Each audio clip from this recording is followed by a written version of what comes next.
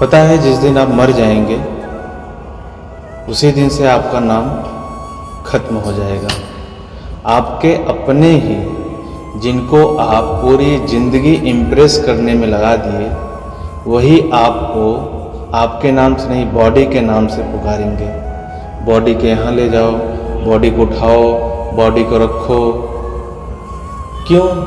पूरी लाइफ पूरी ज़िंदगी दूसरों को इम्प्रेस करने में आप अपने लाइफ को ख़त्म कर देते हैं। अगर खर्चा ही करना है तो आप अपने ऊपर खर्चा कीजिए।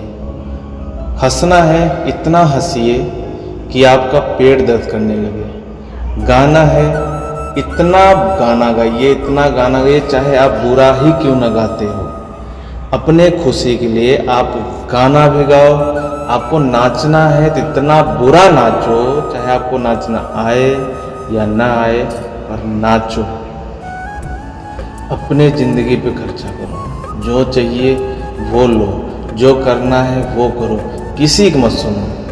क्योंकि जब मरना आपको अकेले है तो फिर जीने में दूसरों के तरीके से क्यों जीना।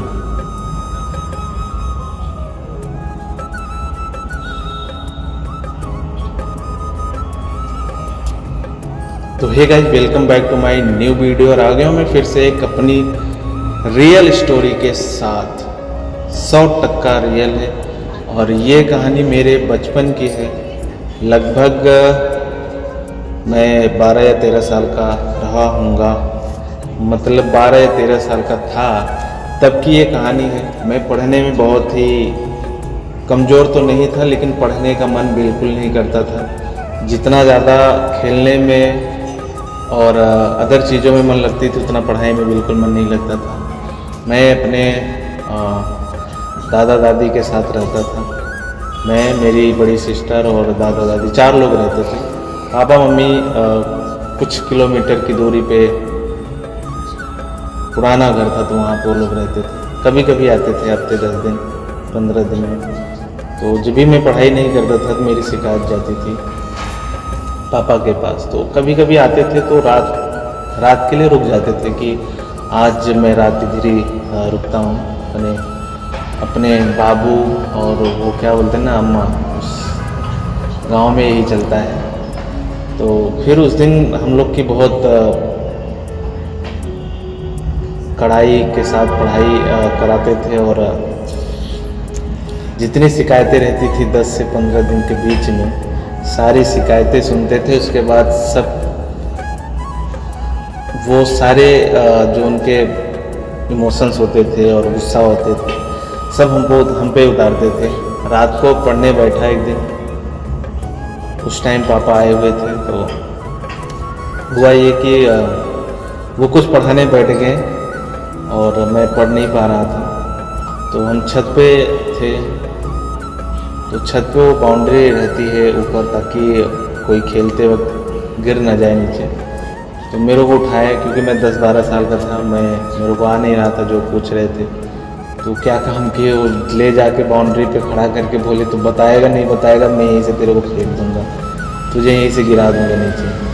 मैं बहुत ज़्यादा डर गया था क्योंकि वैसे भी हमारी उनसे बनती नहीं थी, क्योंकि स्टार्टिंग से ही उनके साथ नहीं रहता था। बचपन से ही मैं दादा दादी के पास रहता था। तो उस दिन कैसे भी करके मेरे दादा दादी ने मेरे को नीचे उतरवाया और मतलब जो भी सिचुएशन थे उसको हैंडल किया उन्होंने। और फिर क्या, वो सुबह हुई और वो चले गए घर गांव। फिर हम लोगों ने कैसे भी करके फिर ये हुआ कि 1 हफ्ते बाद फिर पापा आएंगे, तो फिर ऐसी स्थिति ना बने उसके लिए हम लोगों ने पढ़ाई करना चालू कर दिया। लेकिन वही था कि पढ़ने में मन ही नहीं लगता था, करे तो क्या करें। और एक चीज़ और मैं आपको बताता हूँ कि उस टाइम पे मैं पापा को पापा नहीं बोलता था,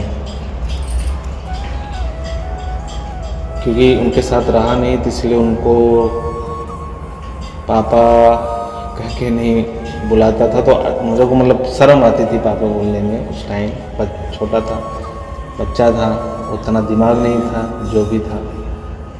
जब दादी मेरी बोलती थी कि जाके अपने पापा को बुला के लाओ, तो मैं पूरे ऊपर से नीचे आते आते मैं पूरे टाइम यही सोचता था कि कैसे बुलाना है, कैसे क्या कहना है उनको, मतलब कि दादी बुला रही हैं, चलो पापा दादी बुला रहे हैं। पापा तो बोलता नहीं था, बहुत ही ऑकवर्ड लगता था क्योंकि आदत नहीं थी बोलने की। तो पहुंचता था उनके सामने जाता था ताकि मैं उनको बोल ना पाऊँ। तो जब सामने जाता था, जब निगाहों से मिलती थी, तब उनको बोलता था कि चलिए दादी बुला रही है। तो ऐसी कुछ हमारी बचपन की स्टोरी थी। आज सोचते हैं तो बहुत हंसी आती है कि वो भी दिन था, वो भी समय था। तो आज तो करीब 5 महीने हो गए उनसे अभी तक बात नहीं।